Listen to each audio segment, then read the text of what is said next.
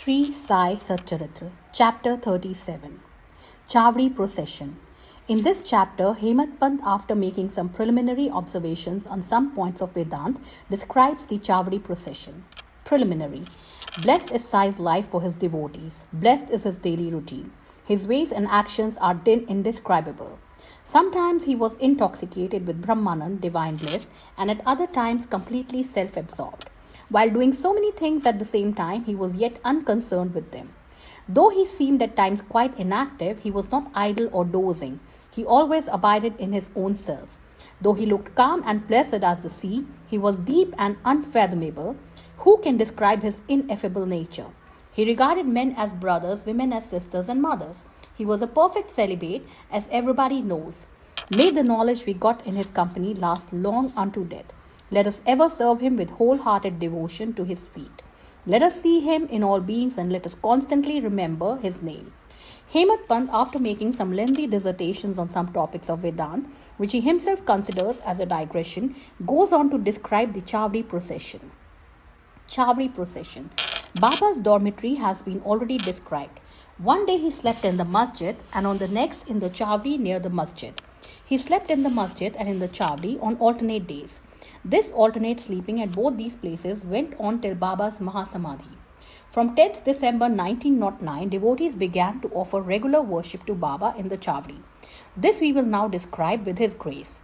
When the day of retiring to the Chavdi came, people flocked to the masjid and did bhajan in the mandap courtyard for a few hours. Behind them was a beautiful palanquin, to the right a Tulsi Vrindavan, and in front Baba adorned his seat, and there were the devotees singing bhajan. Men and women who had a liking for the bhajan came in time. Some took tal, chiplis and kartal, mridang, khanjiri and ghol, all musical instruments in their hands and conducted the bhajan. Sai Baba was the magnet who drew all the devotees to him. Outside in the open, some trimmed their devatyas, some decorated the palanquin, some stood with cane sticks in their hands and hailed victory to Baba. The corners were decorated with buntings. In the masjid, rows of burning oil lamps shed their light. Baba's horse Shamkaran stood fully decorated outside. Then Tatya Patil came with a group of men to Baba and asked him to be ready. Baba sat quiet in his place till Tatya came and helped him to get up by putting his arm under Baba's arm. Tatya called Baba by the name of Mama, which is maternal uncle. Really, their relationship was extremely intimate.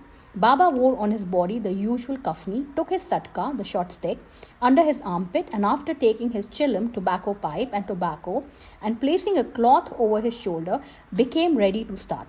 Then Tatya placed a golden embroidered beautiful shela, a shawl, over his body. After this, Baba himself put a few fuel sticks into the dhuni to keep it alive, and with his right hand extinguished the lamp burning near the dhuni, and then started for the Chavdi.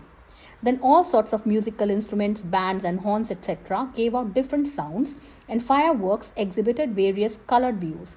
Men and women singing Baba's name started walking, doing bhajan to the accompaniment of mridang and veena. Some danced with joy and some carried various flags. The bhaldars announced Baba's name when he came on the steps of the masjid. On two sides of Baba stood persons who held chamars, which are a bundle of animal hair fixed at one end of the stick, and others who fanned Baba.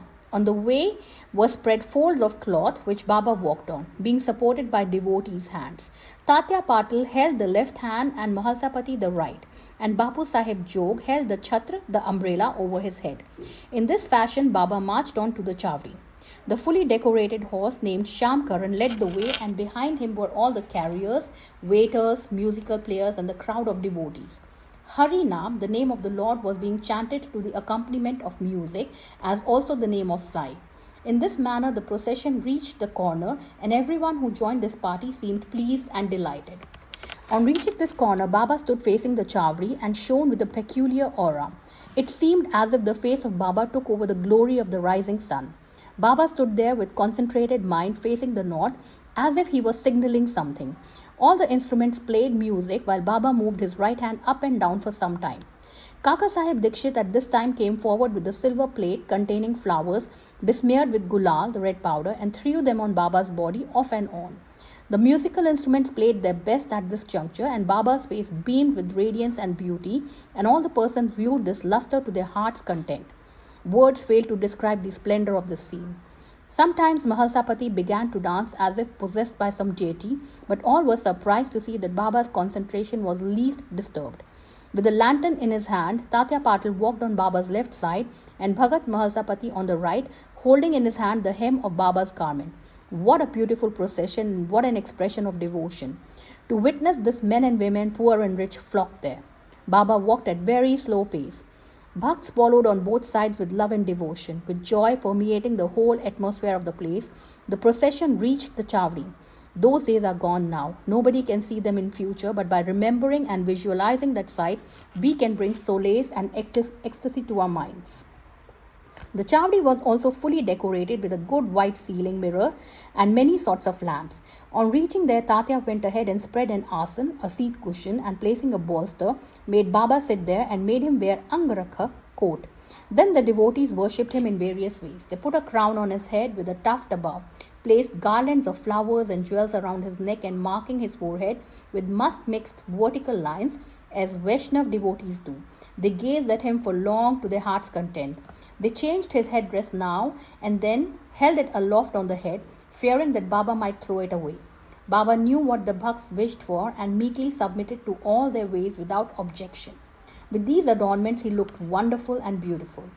Nana Sahib Nimonkar held the chhatra, the state umbrella with its beautiful pendants, which moved in a circle with its supporting stick. Bapu Sahib Jog washed his feet in a silver dish, offered arghya and worshipped with due rituals, then besmeared his arms with sandal paste and offered him tambul, that is betel leaves.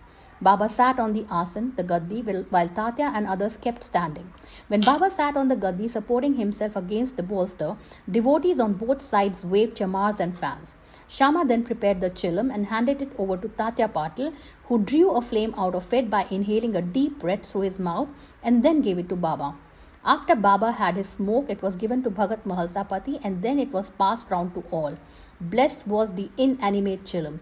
It had first to undergo many ordeals of penance, such as being kneaded by potmakers, dried in the sun and burnt in fire, and then it had the good fortune to get the contact of Baba's hands and his kiss. After this function was over, devotees put garlands of flowers around his neck and gave him scent and bunches of flowers. Baba, who was an incarnation of dispassion, cared a fig for all these necklaces of jewels and garlands of flowers and other decorations, but out of real love to his devotees, he allowed them to have their own way and to please themselves.